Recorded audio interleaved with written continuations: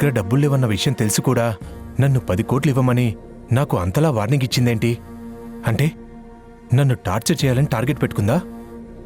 ఏదో ఒక విధంగా మేనేజ్ చేసి ముందు ఆ 10 కోట్లు అడగకుండా మేనేజ్ చేయాలి.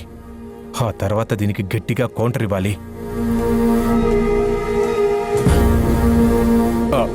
శ్రీవల్లి, ఏంటి? ఇంతకాలం నేను కట్నం లేకుండా పెళ్లి చేసుకున్నానే అని నాకు బాధగా ఉండేది, కానీ ఇప్పుడు లేదు. ఎందుకంటే అనుకోకుండా అదృష్టం కలిసొచ్చి 10 కోట్లు కట్నం రూపంలో వచ్చింది కదా. ఏంటి శ్రీవల్లి, నీకు అర్థం కాలేదా? సరే చెప్తా విను. నువ్వు నీలవేణికి నేను అప్పుగా ఉన్న 10 కోట్లు తీర్చేశావు కదా. అయితే అంటే ఆ 10 కోట్లు మీ నాన్నగారివే కదా. అవును, అయితే ఏంటి? ఏం లేదు, ఆ 10 కోట్లు నాకు కట్నంగా ఇచ్చేశావు అనుకోవచ్చు కదా. ఇంటలుడికి డబ్బిచ్చి తిరిగి అడగటం ఏం బాగుంటుంది? అది నీకు మీ నాన్నగారికి ఏం మర్యాదగా ఉంటుంది చెప్పు? నేను నిన్న చెప్పింది నువ్వు సరిగా అర్థం చేసుకోలేదనుకుంటా. డబ్బులు ఇవ్వకపోతే నాకు అర్థమైంది, నువ్వు రిపీట్ చేయనక్కర్లేదు. కానీ నేనేమన్నా జాబ్ చేస్తున్నానా నువ్వు అడిగినంత డబ్బు ఇవ్వడానికి? నాకు డబ్బులు ఎక్కడి నుంచి వస్తాయి చెప్పు? నా దగ్గర అంత అమౌంట్ లేదన్న విషయం నీకు కూడా తెలుసు కదా. తెలుసు, కానీ నువ్వు డబ్బులు సంపాదించి ఇవ్వాలి. తప్పదు. కష్టపడి డబ్బు సంపాదించడం ఎంత కష్టమో నీకు తెలియాలి కదా. అయినా అసలు 10 కోట్లు నువ్వంత తొందరగా ఎలా ఖర్చు పెట్టావు? ఏం ఖర్చు పెట్టావు? అవన్నీ ఇప్పుడు ఎందుకులే. సరే, నాకెందుకులే గాని నువ్వేం చేస్తావో నాకు తెలీదు. నాకు మాత్రం 10 కోట్లు తెచ్చివ్వాలి. నా దగ్గర ఒక ఐడియా ఉంది శ్రీవల్లి. అలా చేస్తే వెంటనే 10 కోట్లు నీకు ఇచ్చేయగలను. ఏంటి ఐడియా? మీ నాన్నగారికి ఆస్తి మొత్తాన్ని నా పేరు మీదకి రాయమని చెప్పావనుకో, వెంటనే అందులోంచి 10 కోట్లు చెక్ రాసి నీకిచ్చేస్తాను.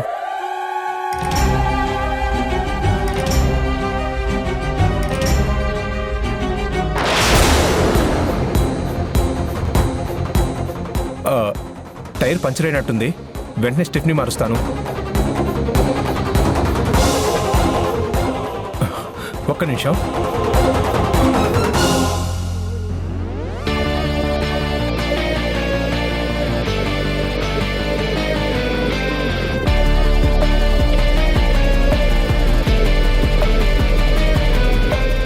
అమ్మో, ఏమో అనుకున్నాను. అది సీరియస్గా చూస్తుంటే దాన్ని చూసి నిజంగానే భయమేస్తుంది.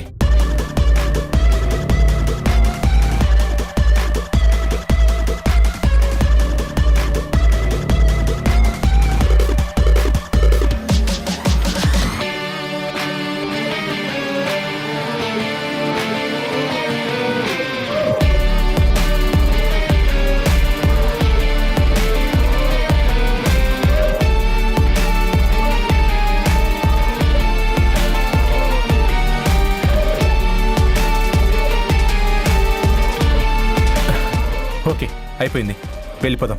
ఎక్కువ. ఓకే.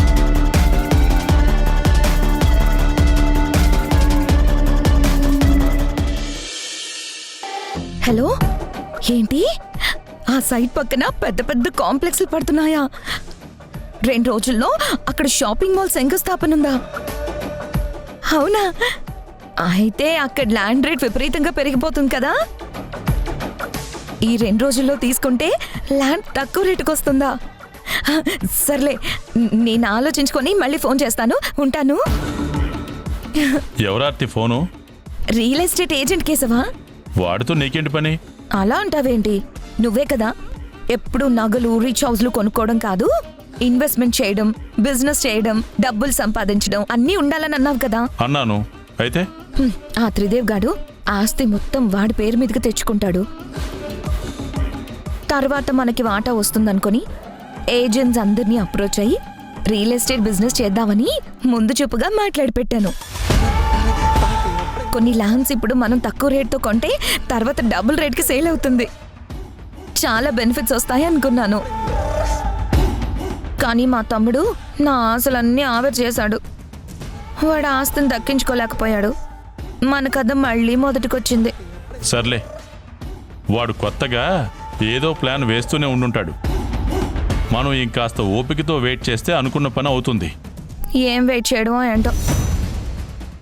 మన చేతికి ఆస్తి వస్తుందని సంతోషపడే లోపల చివరి నిమిషంలో సంతోషం కాస్త విషాదంగా మారిపోతుంది. ఆస్తి మన చేతికి వచ్చే లోపల మనం ముసలోళ్ళం అయ్యేటట్టున్నాం. అలా ఏం అనుకోకు, తొందరలోనే మనకి ఆస్తి దక్కుతుంది. శ్రీవల్లి తాళి సెంటిమెంట్తో మా నాన్న ఆలోచనకి టెంపరీగా బ్రేక్ వేసింది, కానీ త్రిదేవికి ఇవ్వను అని ఆయన ఇంకా డెసిషన్ తీసుకోలేదు కదా. కాబట్టి ఇప్పటికీ సిచ్యువేషన్ త్రిదేవికి అనుకూలంగానే ఉంది. నేను కూడా ఆ పని త్వరగా అయ్యేలా చూడమని చెప్తున్నాను. నాకు రియల్ ఎస్టేట్ ఏజెంట్ చాలాసార్లు కాల్ చేస్తున్నాడు. ఇప్పుడు అక్కడ ల్యాండ్ తీసుకుంటే 6 నెలల్లో అది డబుల్ అయ్యే ఛాన్స్ ఉందట. మీ నాన్నతో మాట్లాడి అర్జెంటుగా రిజిస్ట్రేషన్ పెట్టించమని త్రిదేవితో చెప్దాం. లేదంటే తర్వాత అక్కడ రేట్లు పెరిగిపోతాయి. అవసరమైతే నువ్వు కూడా ఒకసారి బెంగళూరు వెళ్ళి అక్కడున్న ఆస్తులు కొనడానికి ఒప్పుకున్న వాళ్ళ దగ్గర నుండి అడ్వాన్స్ తీసుకునిరా. ఆ డబ్బుతో ఇక్కడ ల్యాండ్స్ కొందాం. ఏంటి ఏం మాట్లాడకుండా అలా చూస్తున్నావు? ఏమి లేదు, నీ అత్యుత్సాహం చూస్తుంటే నాకు ఒక పాత సామెత గుర్తొస్తుంది. ఏంటది? ఆలు లేదు చూలు లేదు, కొడుకు పేరు సోమలింగం అన్నట్టుంది నీ ఆలోచన. ఇప్పుడున్న పరిస్థితుల్లో రాత్రికి రాత్రే సంతకాలు పెట్టించేసి ఆస్తి ట్రాన్స్ఫర్ చేయడం కుదరదు. కాస్త టైం పడుతుంది. అప్పటి వరకు ఊహల్లో విహరించడం, గాల్లో మేడలు కట్టడం ఆపు.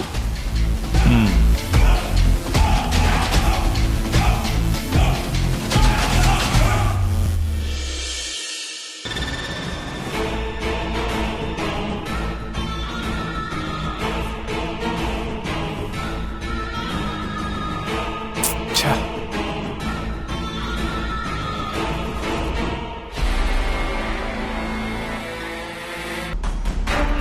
ఛా! కరెక్ట్గా రావట్లేదు. ఇంకా పర్ఫెక్ట్గా ట్రై చేయాలి.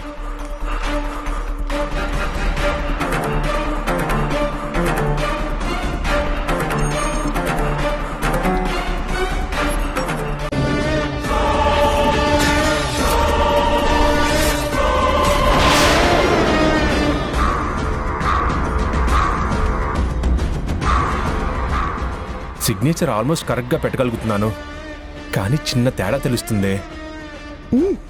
అవును, తేడా తెలుస్తుంది. నువ్వింకా ప్రాక్టీస్ చేయాలి. అవును, చేయాలి, చేస్తాను.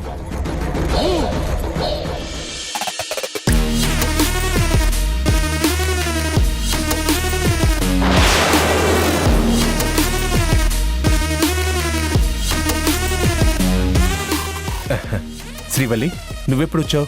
వచ్చి చాలాసేపు అయిందిలే, కానీ నువ్వేంటి నా సంతకం ప్రాక్టీస్ చేస్తున్నావు? ఏం చేద్దామని? ఏం లేదు శ్రీవల్లి, ఊరికే ప్రాక్టీస్ చేస్తున్నాను అంతే. నిజం చెప్పు, నా సంతకం ఫోర్జరీ చేసి ఆస్తి కొట్టేద్దామనుకుంటున్నావు కదా?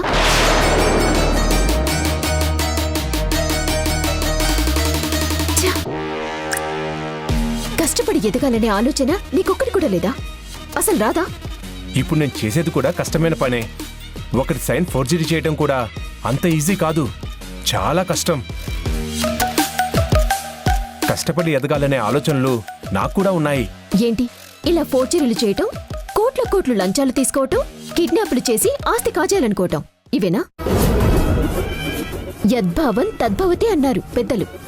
అంటే మన మనసుని బట్టి, మన ఆలోచనని బట్టే మన జీవితం ఉంటుందని. కుట్రలు, కుతంత్రాలు, మోసాలు తప్ప నీలాంటి వాడికి అలాంటి మంచి విషయాలు ఏం తెలుస్తాయిలే. చూడు, నేను నీకొక అవకాశం ఇస్తున్నాను. ఇప్పటి నుండైనా మారటానికి ప్రయత్నించు. జాబ్ లేకుండా అప్పు ఎలా చెల్లించగలను అన్నావు కదా, అందుకే నీకొక జాబ్ చూశాను.